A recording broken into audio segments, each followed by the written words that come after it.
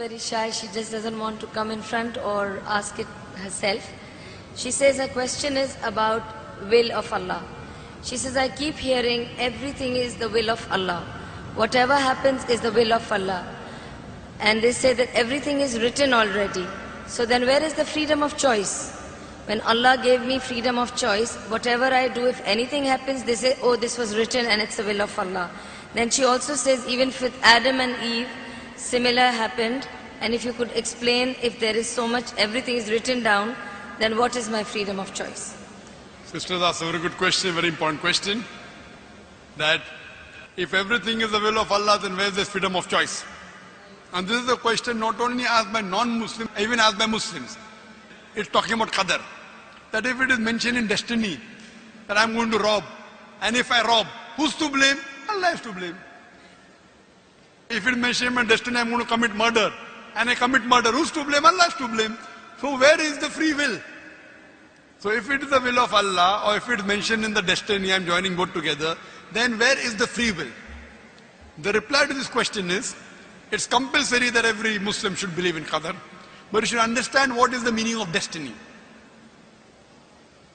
For example, if suppose in a classroom, there are 100 students, and when the teacher teaches the students in the classroom at the end of the year, before the examination, the teacher predicts that this student, he will come out first class first.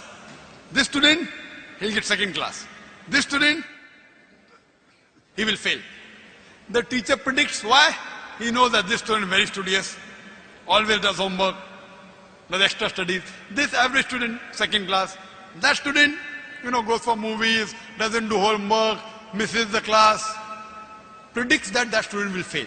Now once the examination takes place, after the results come out, this student gets first class first, this student gets second class, that student fails. I am asking you a question. Can the student who has failed, can he blame the teacher that because you have predicted I will fail, I have failed? Who's to blame? The student or the teacher? Who's to blame, the student or the teacher? The student. The teacher predicted. Who's to blame the student? He did not study, he did not do his homework, he used to go for extra movies.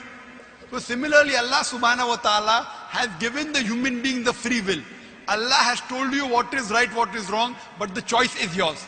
For example, if you come at a crossroad, there are 4 roads, A, B, C, D. You can choose any. You choose road C. So Allah knows in advance that when you come at crossroad, you will choose road C. So Allah writes, when the person comes at the crossroad, he will choose road C. So it is not because Allah is writing that you're choosing, because you will be choosing, Allah is writing. It is not because Allah is writing that you're choosing road C. It is because you will be choosing road C. Allah is ilme ghaib. He has knowledge of the future. He writes in advance. After you choose road C, you come at another crossroad, 5 roads, 1, 2, 3, 4, 5. Like after you pass the 12th standard, you can become engineer, you can become doctor, you can become businessman. You choose to become a businessman. Choice is yours. But Allah knows in advance that after you pass standard 12th, you will choose to become a businessman. It is not because Allah is writing that you're becoming a businessman. Because you wanted to become a businessman, Allah is writing in advance. And what you understand here, that if Allah wants, He can easily change it. For example, if in a classroom, in the mathematics examination, the teacher gives the paper 2 plus 2 is equal to how much? Now why she is supervising, the student writes 2 plus 2 is equal to 5. The teacher will not correct, the teacher can correct. But if the teacher corrects, you will say the teacher is unjust. If teacher says, don't write 5, write 4. All the other students will, this is examination. Why are you interfering? So if Allah wants, He can change. But because He has given you free will, He is letting you take your decision. So this life is a test for the hereafter. As Allah says in Surah Mulk chapter 16 verse number 2, Alladhi khalaqal mauta wal hayata. It's Allah who has created death and life to test which of you is good in deeds. So this life is a test for the hereafter. Allah has given you and shown you the rules, what is good, what is bad. Then He's given you a free will. It is your choice. Allah does not interfere in your free will. He can if He wants. The Quran says, not even a leaf can fall without the permission of Allah.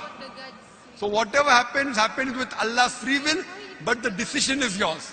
And based on that, you will be rewarded or punished. Hope that answers the question. We'll have the next question from the brother's mic in the center.